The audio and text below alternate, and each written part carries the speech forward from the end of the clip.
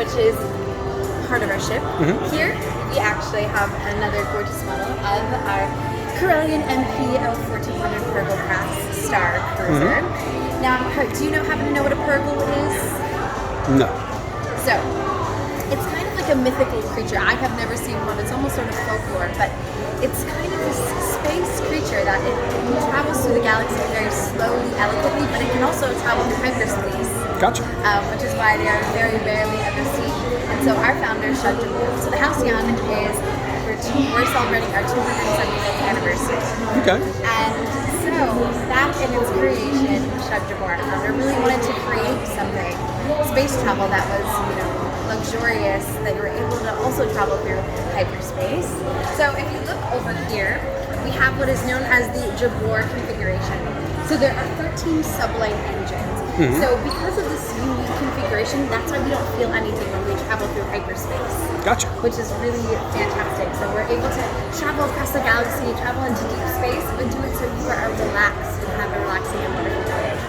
Gotta love a smooth ride. Yeah, we love a smooth ride. You will also be able to notice, which regarding whatever deck you are on, you should be able to count and actually find which cabin number you are on. But we have 13 decks aboard the ship. Okay. That was 13 was Shug Jabbour's favorite number. So clearly the decks and also the engines was 13 was a very lucky and inspirational number for Shug Jabbour. Here up in the front, you can also see our operational bridge, which is here, which is where you will have your bridge trainer later throughout your voyage. Okay. Follow me this way.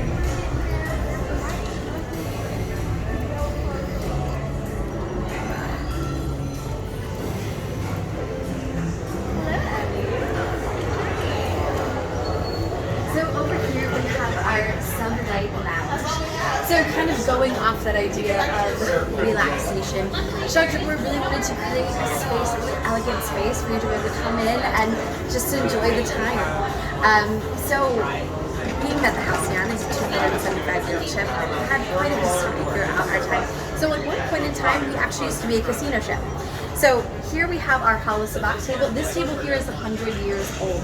Now, there used to be hollow sabacc tables scattered all throughout the ship. This one here was originally placed in the atrium.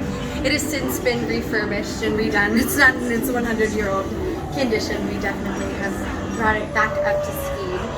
But it's really wonderful to have a space that kind of takes us back to that casino era in time. And then over here we have our Halcyon Flute.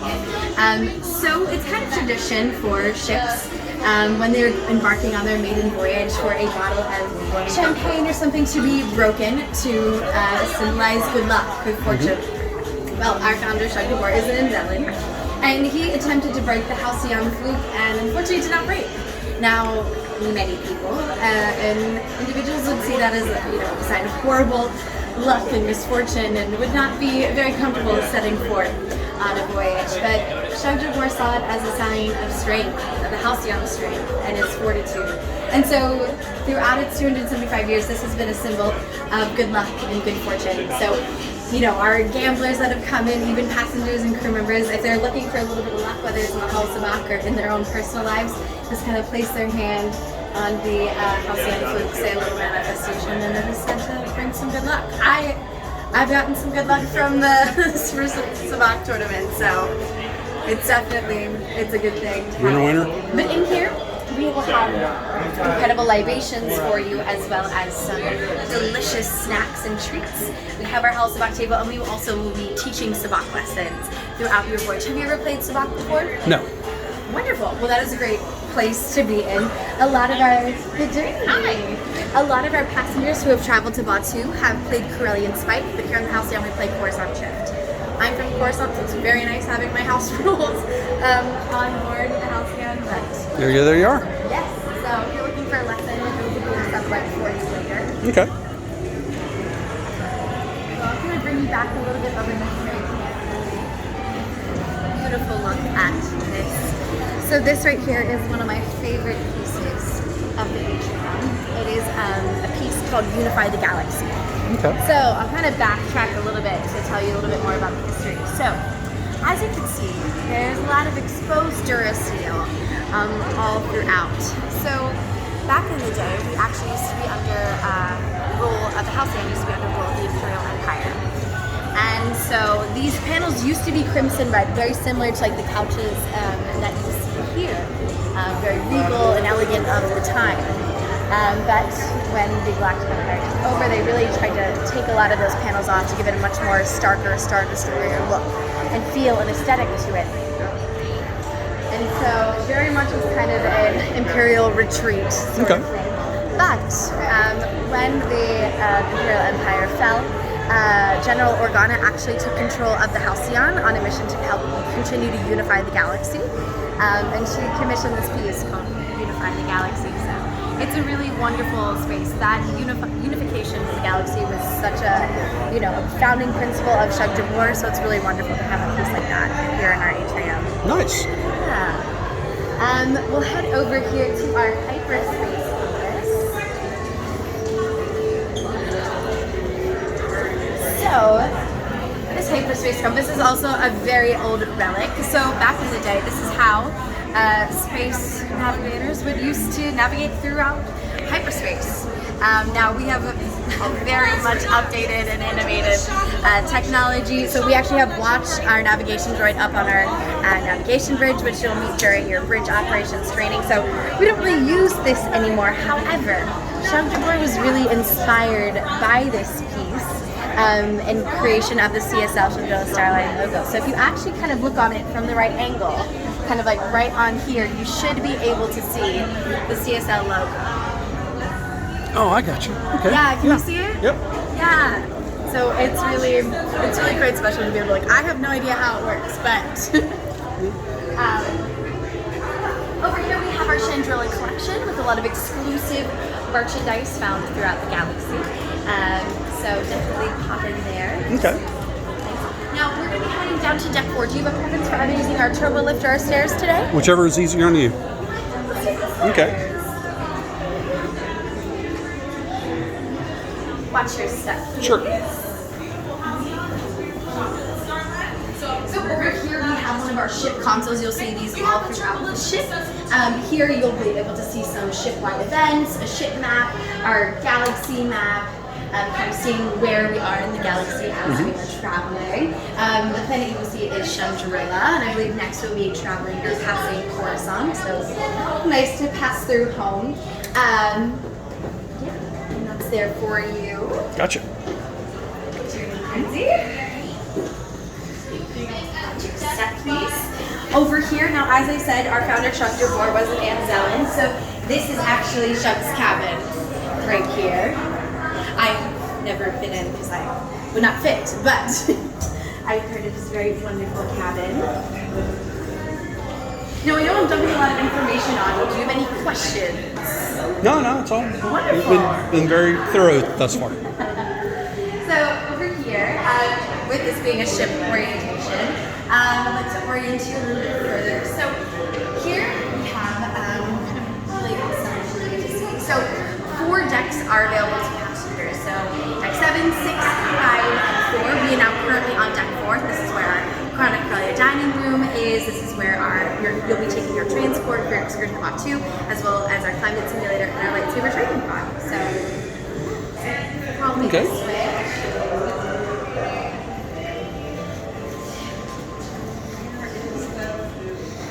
Have you had lunch in Chronic Corellia yet today? Not yet. Oh, wonderful. Definitely. After this orientation, if you were hungry, Yes, that would be a good idea. getting some lunch, it's quite delicious. After you.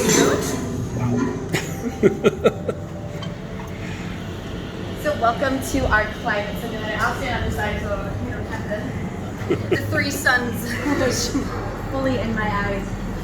So this is our climate simulator. So currently we are simulating the climate of Batuu, which is where your excursion will be tomorrow. Okay.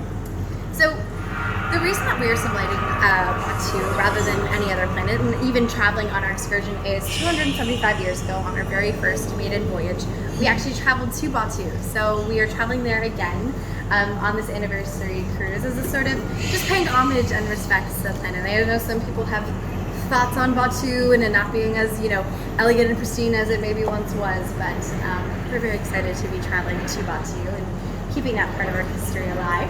There's something to be said for rustic. I agree. Over here you will see so also really important for Charles de Boer is on his ships was to bring so many different parts of the galaxy, individuals, but also including our flora. So if, on your data pad, if you have the, you should have a tool for translate. And so if you would, at any point in time right down here, when it comes, like you actually can translate to see where these floras are coming from. Sweet. All the different parts of the galaxy. Yeah, which is really, really cool. This space is also, a lot can happen on board the Halcyon. So this is also a really great place. Our Saja Levitt is a really nice grounding place to just kind of connect, take a breath, take a minute away from all of the incredible activities with the Halcyon. So that's a really great space. But also, one more thing to kind of point out here is this beautiful rock garden that we have. So Charles de Boer is from the planet Chandrila. And so these rocks were actually pulled from the Chandrila Sea.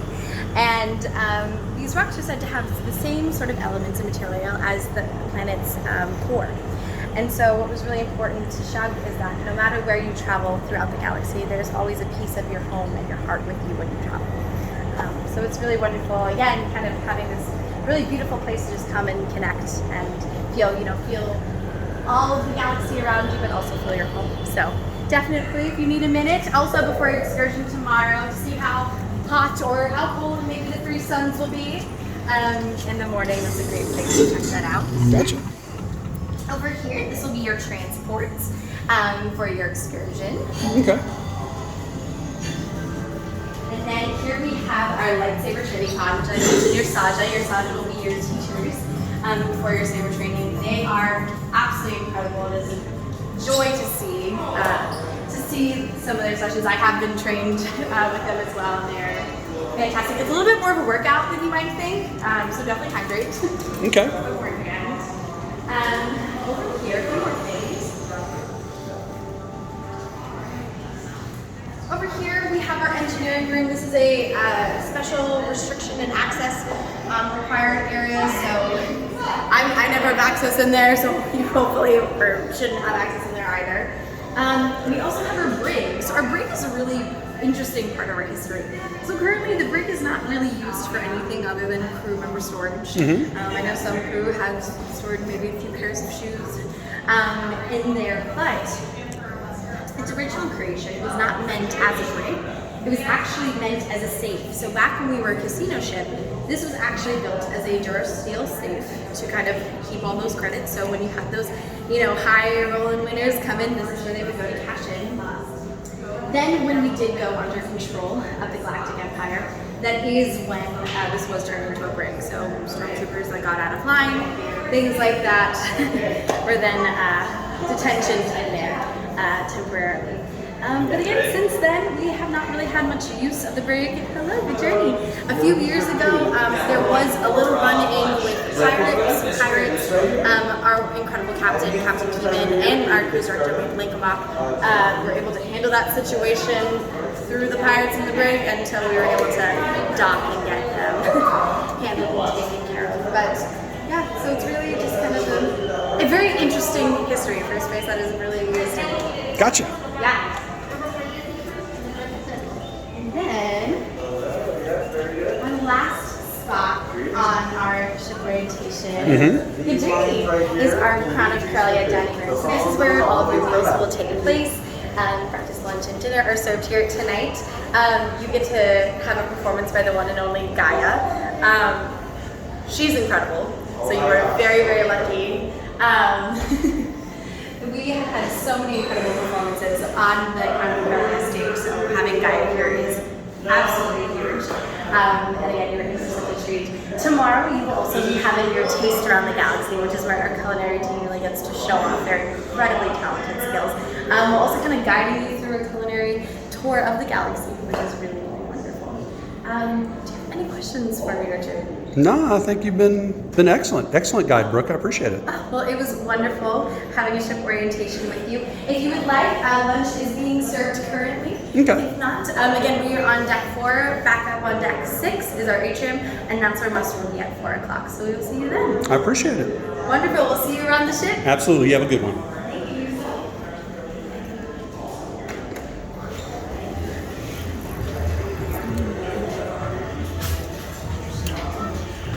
It smells good.